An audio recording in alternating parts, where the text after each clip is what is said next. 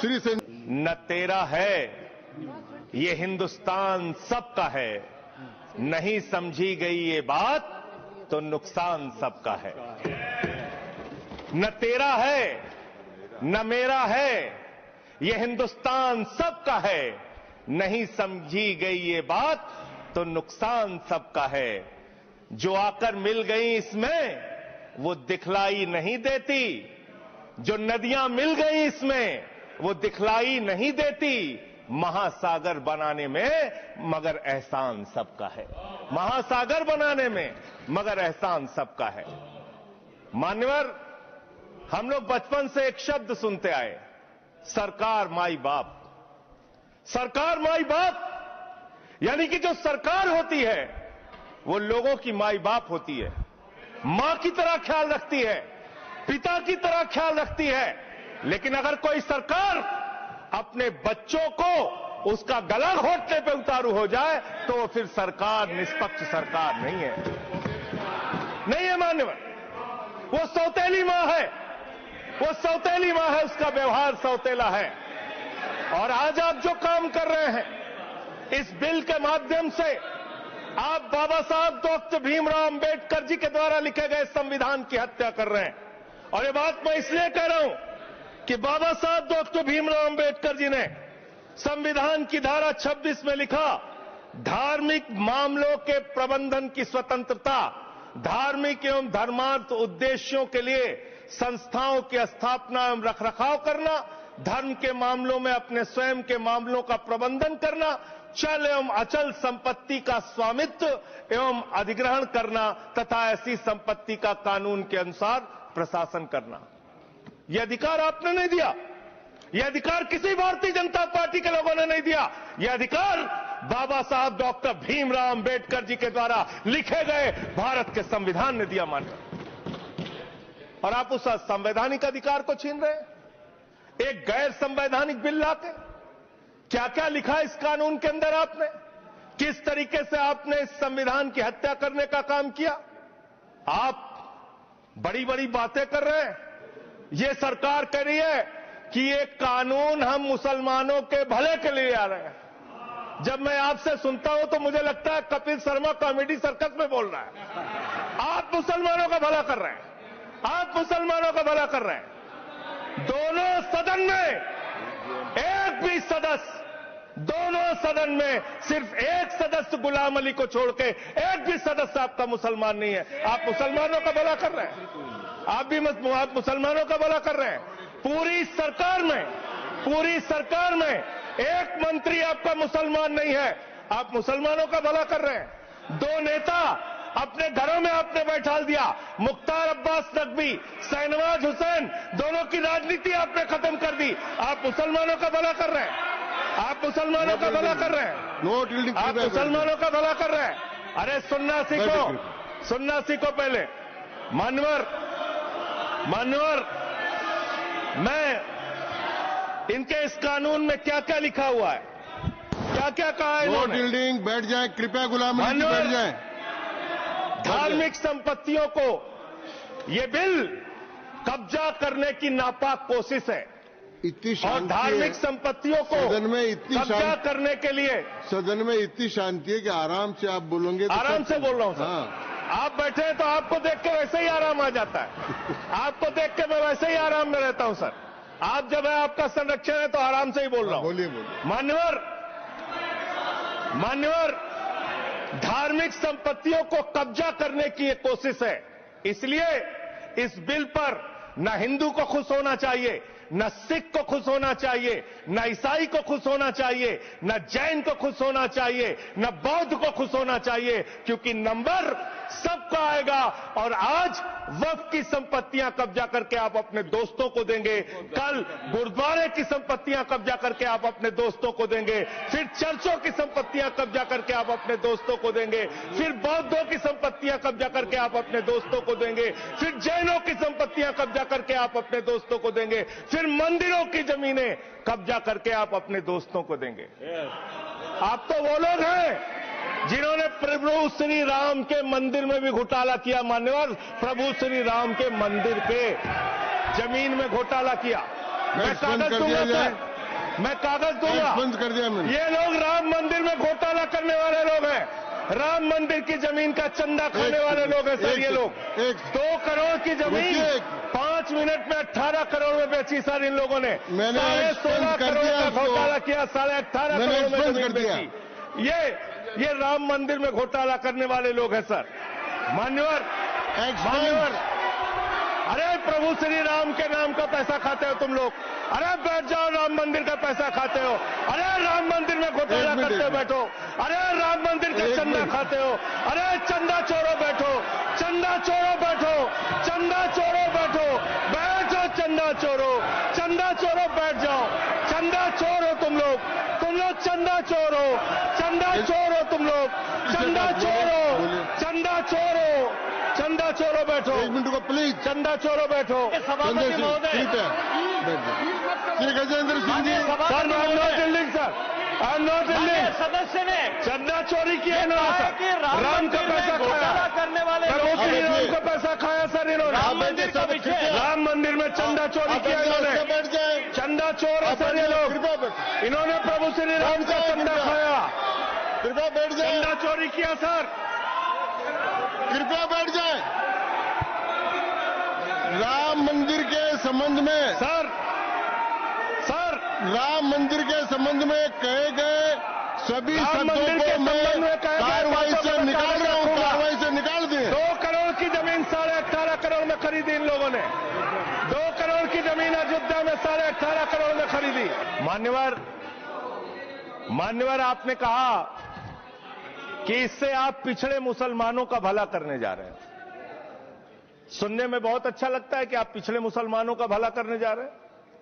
आपने इसमें कहा कि आप महिलाओं का भला करने जा रहे हैं। सुनने में बहुत अच्छा लगता है कि आप महिलाओं का भला करने जा रहे हैं, लेकिन ये सरकार और यहां पे इस समय मंत्री जी नहीं है, मैं उनसे पूछना चाहता हूं, आप देश को और सदन को गलत जानकारी क्यों दे रहे हैं?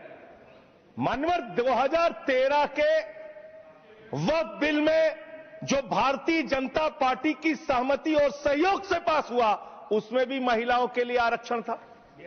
मना कर दीजिए कि नहीं था? मना करिए कि हम गलत बोल रहे हैं। मान्यवर, मंत्री जी ने कहा 1 करोड़ सुझाव आया। मैं आपसे पूछना चाहता हूं, कितने करोड़ ईमेल आए, कितने करोड़ पत्र आए, कितने करोड़ सुझाव आए? पूरे देश को जानकारी दीजिए, और मैं आपको दावे के साथ कह सकता हूं, जब पूरा सच सामने आएगा तो देश को पता चलेगा कितने लोग इस बिल के विरोध में थे, कितने लोग इस बिल के समर्थन में थे। मैं जेपीसी का सदस्य था मान्यवर, मैं कह रहा हूं आपसे लाइए। और आप पिछड़े मुसलमानों का भला करना चाहते हैं? मैं आपसे हाथ जोड़कर निवेदन करता हूं, विनती करता हूं, और हमारे जो मित्र उधर भी हैं, अगर आप मेरी बात से सहमत हैं तो समर्थन करना।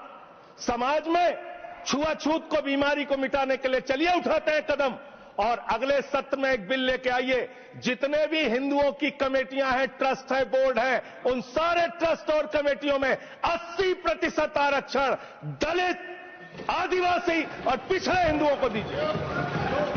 मैं समर्थन करूंगा आपका, माला पहनाऊंगा आपको। आप पिछड़ों का भला करने की बात। दोस्तों नमस्कार। संसद के दोनों सदनों में यानी लोकसभा और राज्यसभा में मुस्लिम वक्फ बोर्ड संशोधन बिल पर ज़बरदस्त तरीके से बहस हुई, और यह केन प्रकार लोकसभा में यह बिल पास हो गया। अब इसको राज्यसभा में पास कराने की तैयारी चल रही है, लेकिन दोनों ही पक्ष ने अपनी दलीलों से जिस तरीके से अपने पक्ष को अपने तर्कों के आधार पर रखा, उससे बहस बड़ी दिलचस्प रही। जहां सत्ताधारी दल की तरफ से गृह मंत्री अमित शाह ने मोर्चा संभाला, किरण रिजिजू और अनुराग ठाकुर ने पक्ष पर बड़ी अच्छी तरीके से अपनी तकरीर रखी।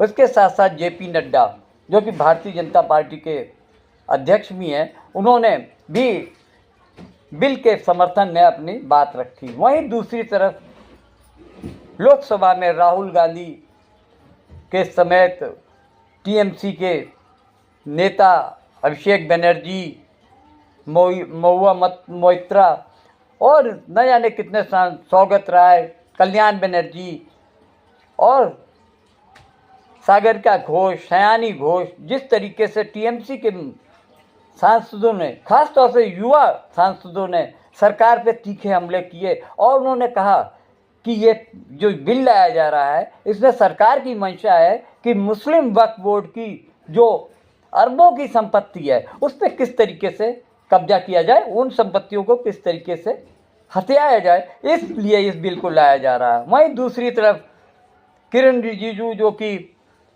अल्पसंख्यक विभाग के मंत्री हैं, वो उनका कहना है कि इस बिल से मुस्लिम समुदाय का भला होने जा रहा है।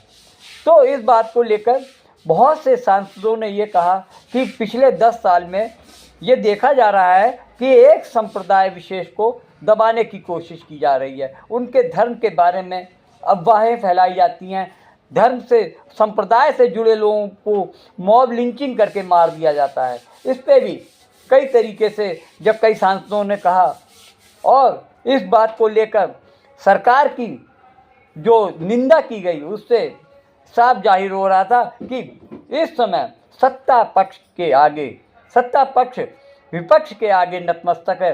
यानी जो भी तकरीर दी जा रही हैं उसमें साफ दिख रहा है कि इंडिया ब्लॉक यानी इंडिया गठबंधन के जितने भी दल हैं उनके युवा साथी, उनके युवा सांसद जिस तरीके से सरकार की हर हरकत पर तीखी टिप्पणी कर रहे हैं, उन पर निगरानी रख रहे हैं, उस तरीके से ये साबित हो गया कि इस बार संसद चलाना सरकार के लिए और लोकसभा और राज्यसभा में सभापति के लिए इतना आसान नहीं है। इतनी आसानी से कोई भी बिल पास हो जाए ये अब संभव होता दिख नहीं रहा है। ऐसे में अगर देखा जाए तो आम आदमी पार्टी के जो सांसद हैं, राज्यसभा सांसद हैं संजय सिंह अपने भाषणों के लिए काफ़ी नामचीन हैं। उनका जो भाषण चलता है उससे सत्ताधारी दल और सरकार सभी के सभी मौन हो जाते हैं। भले ही उनके पास, उन सत्ता पक्ष के सांसदों के पास कोई तथ्य नहीं, लेकिन वो सिर्फ शोर गुल हल्ला गुल्ला करके इस बात की कोशिश करते हैं कि संजय सिंह के भाषण को किसी तरीके से स्पंज कराया जाए। लेकिन जिस तरीके से संजय सिंह ने अपने भाषण में भारतीय जनता पार्टी को चंदा चोर कहा और ये भी कहा कि आपने तो भगवान को भी नहीं छोड़ा। अयोध्या मंदिर में जिस तरीके से ज़मीन को लेकर खरीद फरोख्त हुई उसमें धांधली करी गई, यानी आप तो भगवान के साथ भी धोखा कर सकते हैं। इस तरीके की बातें करके सभापति उपसभापति ये कहते कहते रह गए, लेकिन सरकार संजय सिंह ने अपने भाषण को जारी रखा।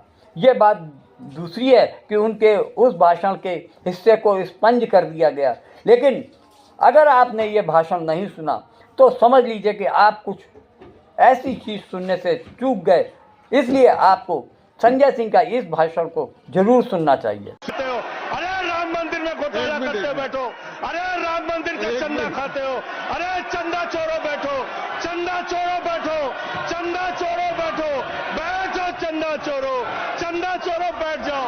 चंदा चोर हो तुम लोग चंदा चोर हो, तुम लोग चंदा चोरो बैठो। 1 मिनट को प्लीज, चंदा चोरो बैठो। सभापति महोदय Shri Gajendra Singh ji. Sir I am not building सदस्य ने चंदा चोरी किया इन्होंने, राम का पैसा खाया, करने वाले राम का पैसा खाया सर इन्होंने। राम मंदिर का विषय, राम मंदिर में चंदा चोरी किया इन्होंने, बैठ जाए, चंदा चोर है सर ये लोग। इन्होंने प्रभु श्री राम का चंदा खाया, कृपया बैठ जाए, चंदा चोरी किया सर। कृपया बैठ जाए।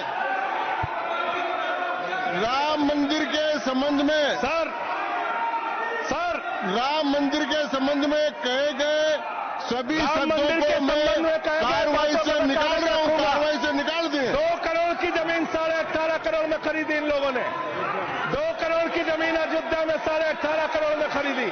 मान्यवर